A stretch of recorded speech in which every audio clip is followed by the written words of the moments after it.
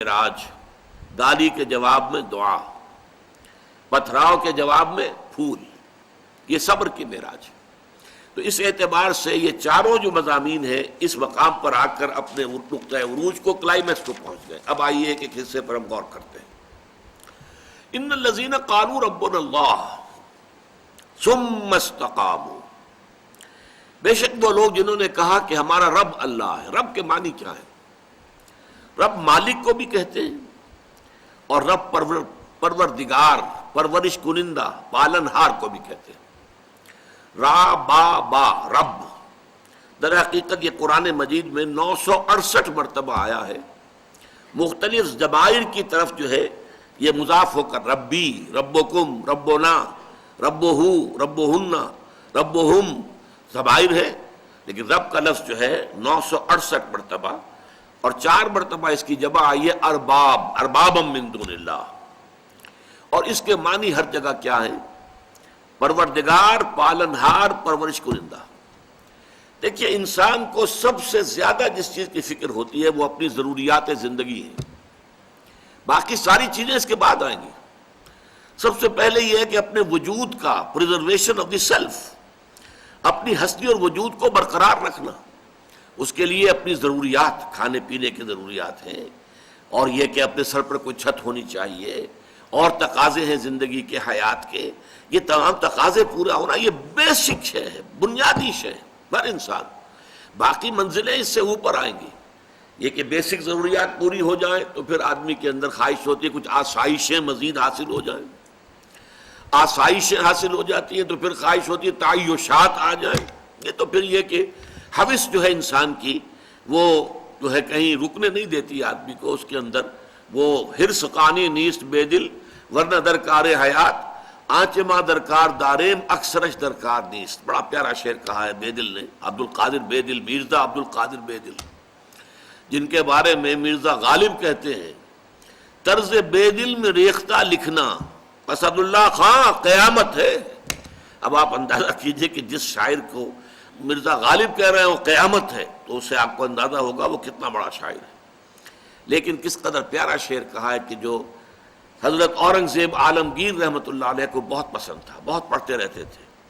حرص قانی نیست بے دل، اے بے دل یہ انسان کی حرص ہے، لالچ ہے، ہوس ہے جو قانے نہیں ہوتی، ورنہ درکار حیات، ورنہ زندگی گزارنے کے لیے آنچ ماں درکار داریم، ہم نے جن جن چیزوں کو لازمی سمجھ لیا ہے اکثرش درکار نیست، اس کی اکثریت جو ہے وہ واقعتاً ضروری نہیں ہے، اس کے بغیر بھی زندگی گزر جاتی ہے۔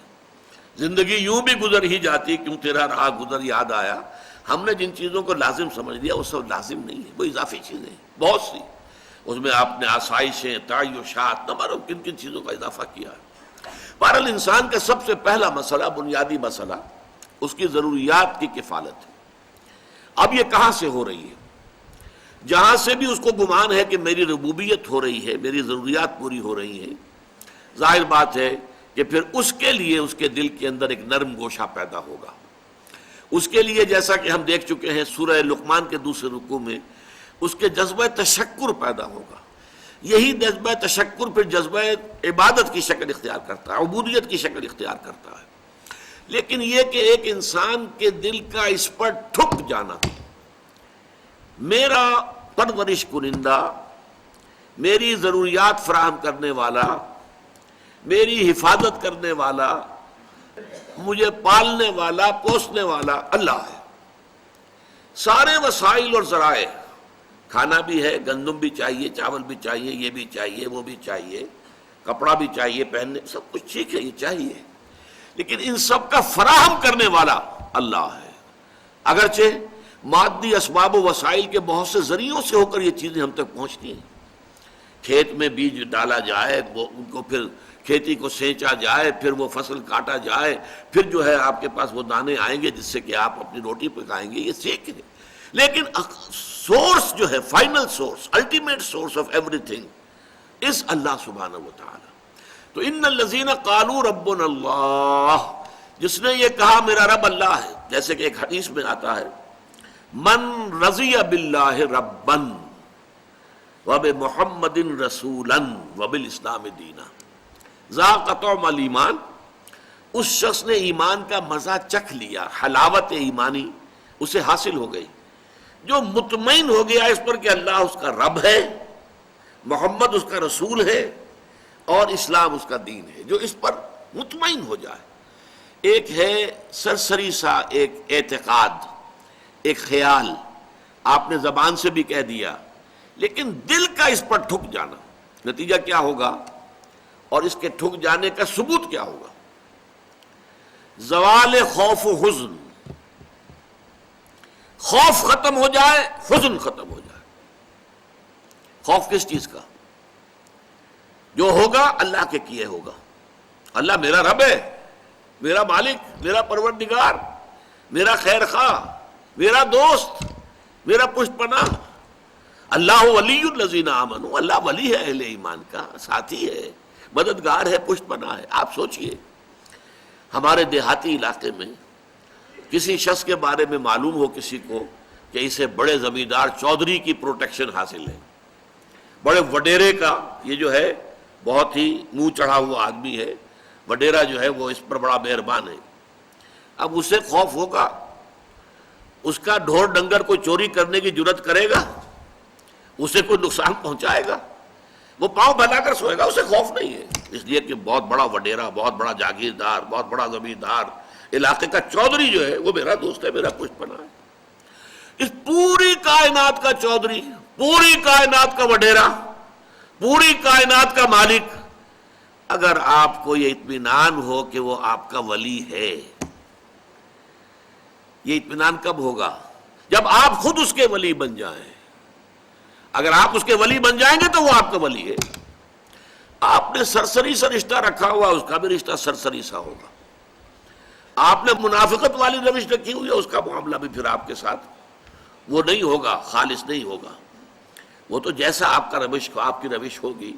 انا عندہ، یہ ایک حدیث قدسی میں آتا ہے، عند ظن عبدی بی، جو میرا بندہ میرے بارے میں ظن کرتا ہے میں وہی سلوک اس کے ساتھ اختیار کرتا ہوں۔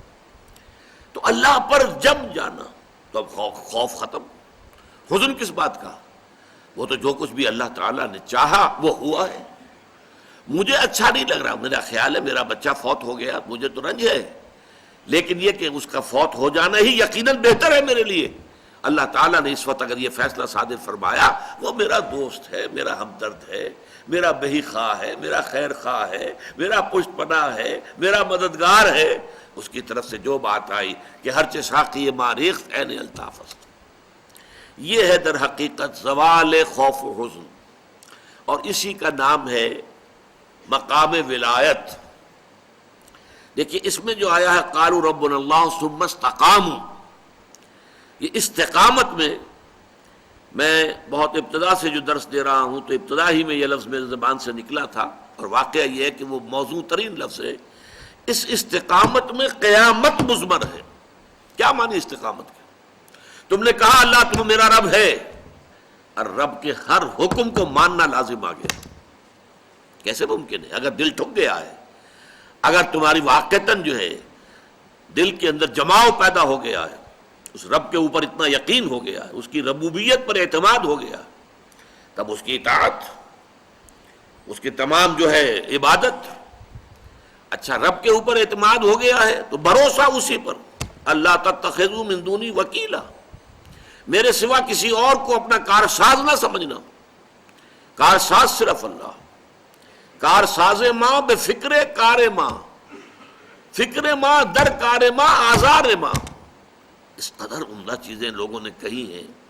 میرا کارساز، کارساز کسے کہتے ہیں؟ کام بنانے والا، کارسازی، کام بنانے والا، میرا کارساز، میرے کام بنانے والا خود میرے کاموں کی فکر میں ہے، میرے کام بنانے کی فکر میں ہے، اور میں جب خود فکر کرتا ہوں اپنا کام بنانے کی تو غلطی کر بیٹھتا ہوں۔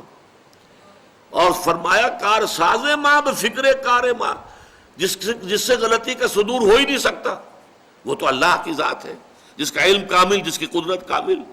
کارساز ماں بے فکر کار ماں، فکر ماں در کار ماں، اپنے کام میں جب خود فکر کرتا ہوں، سوچتا ہوں، راستے نکالتا ہوں، اسکیمیں بناتا ہوں، آزار ماں، اس کے نتیجے میں آزار، اس کے نتیجے میں مشکلات،